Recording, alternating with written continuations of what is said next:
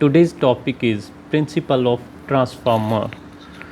A transformer is an electrical apparatus which works on electromagnetic induction. Transformer transfer power from primary winding to secondary winding. Transformer change the level of voltage according to turn ratio. इसमें क्या बताया जा रहा है कि जो transformer होता है इसका जो वर्किंग प्रिंसिपल होता है वो होता है जी इलेक्ट्रोमैग्नेटिक इंडक्शन। ट्रांसफार्मर ट्रांसफ़र करता है power from primary winding to secondary winding. Transformer में 2 टाइप्स ऑफ वाइंडिंग होती हैं, प्राइमरी और सेकेंडरी। और चेंज क्या होता है इसमें? एक्चुअली ट्रांसफार्मर वोल्टेज लेवल को चेंज करता है। इनपुट जो देते हैं वो देते हैं प्राइमरी वाइंडिंग पे, और जो आउटपुट है वो हमको मिलता है सेकेंडरी वाइंडिंग में। तो होता क्या है इसमें? Basically transformer works on turn ratio. Turn ratio क्या है? हमें जैसे फिगर में दिखाई दे रहा है, N1 है प्राइमरी की टर्न्स और N2 है सेकेंडरी की टर्न्स। तो जो इनपुट प्राइमरी को में दिया जाता है, जिस हिसाब से प्राइमरी और सेकेंडरी की टर्नें चेंज होती हैं, टर्न रेशो चेंज होता है, उसी हिसाब से वोल्टेज का लेवल भी बढ़ और घट जाता है। जैसे ये है स्टेप डाउन ट्रांसफार्मर, और स्टेप डाउन ट्रांसफार्मर में क्या होता है कि जो प्राइमरी की टर्नें होती हैं वो सेकेंडरी की टर्नें से ज़्यादा होती हैं। तो ज़्यादा होने के कारण जो आउटपुट है सेकेंडरी से जो मिलती है वो कम मिलती है, वो स्टेप डाउन हो जाती है। तो ये था स्टेप डाउन ट्रांसफार्मर। ये जो डायग्राम हम देखने जा रहे हैं ये है स्टेप अप ट्रांसफार्मर की। स्टेप अप ट्रांसफार्मर में फिर वही बेसिकली जो उसकी प्राइमरी की टर्न्स हैं वो कम हैं एज़ कंपेयर टू सेकेंडरी की टर्न्स। तो इसको देखिए ध्यान से, जो इनपुट दिया जा रहा है वो दिया जा रहा है इसकी प्राइमरी वाइंडिंग पे, और आउटपुट हम लेंगे इसकी सेकेंडरी से। तो जो प्राइमरी की टर्नें हैं एज़ कंपेयर टू सेकेंडरी की टर्नें कम हैं। तो कम होने की वजह से जैसे N2 का जो अकाउंट है, गिनती है, वो कम है एज़ कंपेयर टू N2। तो इस वजह से जो वोल्टेज का लेवल है इसमें बढ़ जाता है। तो इसको हम स्टेप अप ट्रांसफार्मर कहते हैं। सिंपल थिंग है, बहुत ही इजी समझ लीजिए।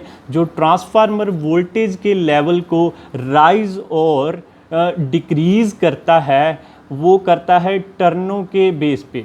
जैसे प्राइमरी की टर्नें कम है, सेकेंडरी की ज़्यादा हैं, तो इसको स्टेप अप कर देगा। और दूसरी बात, ट्रांसफार्मर इलेक्ट्रिकली प्राइमरी और सेकेंडरी का कोई कनेक्शन नहीं होता। जे लिंक होता है magnetically, mutual induction. Primary winding से जो पावर ट्रांसफ़र होती है वो ड्यू टू म्यूचुअल इंडक्शन होती है।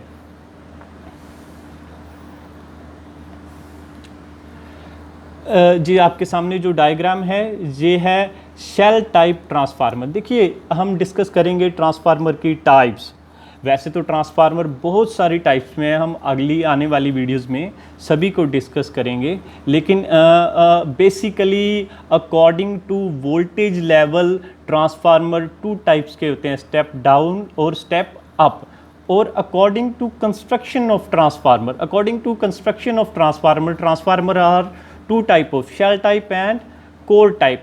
जो शेल टाइप ट्रांसफार्मर होता है आपकी स्क्रीन पे आपको दिखाई दे रहा है, इसमें क्या होता है कि जो प्राइमरी और सेकेंडरी वाइंडिंग होती हैं, बोथ वाइंडिंग इसकी सेंटर लेग पे होती है। इसमें कि इसकी कोर की 3 लेग्स हैं, फर्स्ट, सेकंड एंड थर्ड।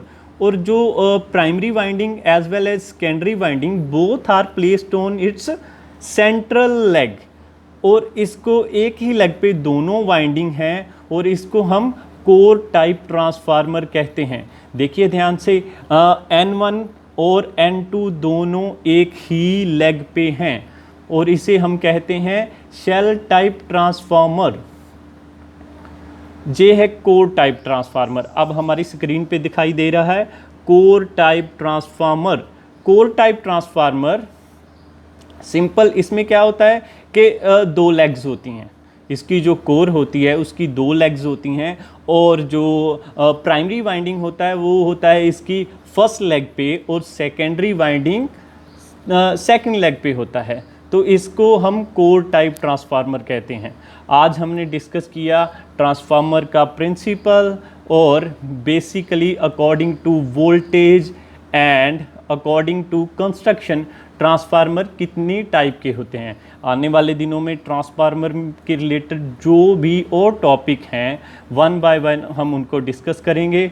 मैं आशा करता हूं कि ये जो हमारी वीडियो है आपकी जानकारी के लिए बहुत ही बेटर होगी, आपको ट्रांसफार्मर को समझने के लिए ये हेल्पफुल होगी। Thank you very much.